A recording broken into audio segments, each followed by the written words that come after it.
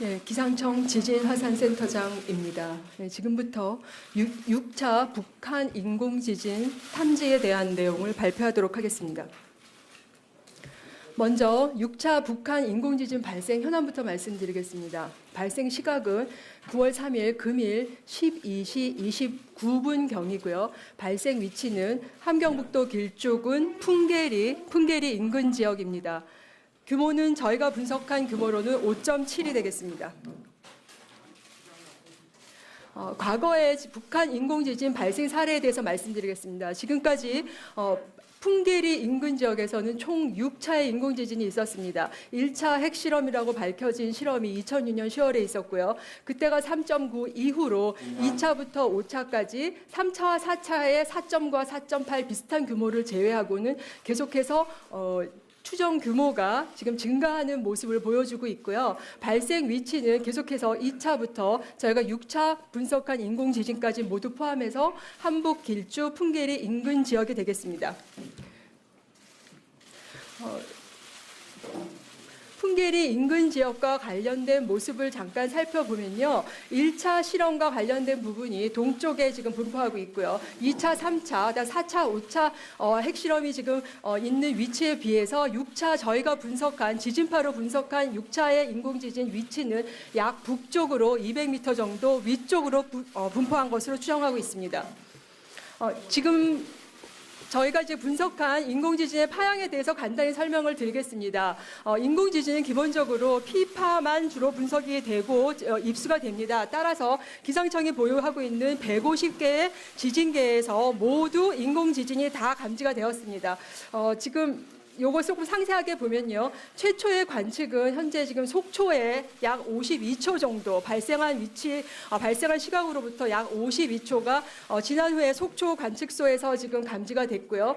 속초 관측소 외에도 기본적으로 저주파이기 때문에 광대역 관측소 외에도 단주기 관측소라든가 가속도 관측소까지 포함해서 전국적으로 규모의 차이가 있지만 다 인공지진으로 분석이 되었습니다.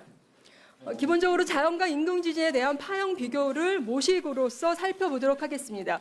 자연지진은 잘 아시고 있는 바와 같이 로컬 규모식을 계산하게 됩니다. 로컬 규모식은 기본적으로 P파가 나타난 이후에 수초가 지난 후에 S파가 나타남으로써 P파와 S파를 사용하는 로컬 규모식을 계산해서 저희가 자연지진을 발표하게 됩니다. 그렇지만 앞서 보여드린 모든 대한민국이 보유하고 있는 지진계에서 보신 바와 마찬가지로 인공지진의 경우에는 수초간에 그 P파가 나타나고 뒤에 S파가 나타나고 있지 않습니다. 또한 자연지진의 경우에는 로컬 규모라고 해서 주로 100km에서 200km, 300km 이내의 규모식을 보정해서 사용하는 것이 원칙입니다. 그렇지만 인공지진의 경우에는 실체파라고 해서 탄성파의 성격을 가지고 내부를 통과하는 파입니다. 따라서 인공지진의 경우에는 전 세계적으로 보편적으로 실체파, MB의 규모를 계산하게 됩니다. 과거 파형과 비교를 하기 위해서, 그러니까 과거 파형과의 비교는 주로 이제 규모에 대한 혹은 이제 크기에 대한 비교를 이제 보여드리기 위해서 간단하게 비교를 해드리면요, 4차, 5차, 6차를 같은 인제 서화에 있는 관측소를 비교해서 보시면 4차, 5차 대비 6차가 파형의 진폭도 크고 조금 그 파형의 진폭이 큰 거에 대한 기간이 지속 시간이 조금 더 길게 나타난 것을 보실 수가 있습니다. 가장 이제 궁금해하시는 것이 이제 규모에 따른 에너지에 대한 비교인데요. 저희가 갖고 있는 에너지를 계산하는 MB의 추정식을 가지고 계산하는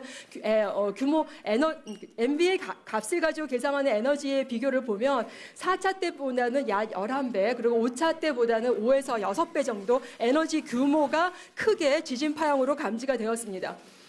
그리고 이제 인공지진이라는 식별을 또 다른 툴로서 저희가 좀 한 가지를 더 분석을 했는데요. 이 그림에서 초록색으로 나타나는 것들은 풍계리, 이제 부근에서 나타났던 과거의 역사지진으로서 자연지진이 나타났던 것에 대한 부분들을 주파수 대역별로 그 피파와 그다음에 표면파의 비를 나타낸 것입니다. 그래서 지금 초록색으로 나타난 부분들은 전형적으로 자연 지진의 이제 성격을 나타내는 것입니다. 왜냐하면 피파보다 표면파가 더 크게 나타나고 있기 때문에요. 그런데 지금 6차 실험인 경우에는 저희가 모든 관측소에서 나타난 것들을 다 빨간 선으로 표시한 다음에 그것을 평균을 해서 지금 실선으로 나타낸 것을 보시면 자연 지진과는 확연하게 저주파 약 5Hz 이하의 저주파에서 뚜렷하게 인공 지진의 성격을 가지고 있는 것을 보실 수가 있습니다.